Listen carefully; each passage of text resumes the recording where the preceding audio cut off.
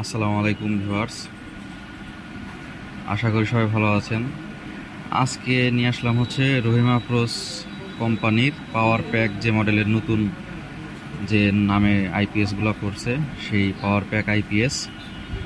তো এখন আমরা এটা দেখব হচ্ছে যে এটা সমস্যাটা যে কারণে নিয়ে আসছে আমাদের এখানে, সেটা একটু আগে দেখব। আইপিএসটা অন আছে, এখন এটা দিয়ে লোড দিলে সব কিছু কেটে যায়। হ্যাঁ, আউটপুটটা আমরা একটু দেখব। হ্যাঁ, এটার আউটপুটটা এখন এখানে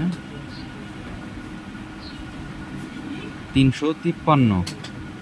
দেখেন, আমার মিটারটা কিন্তু ধরছে 353 আউটপুট ভোল্টেজ বের হচ্ছে এটা দিয়ে।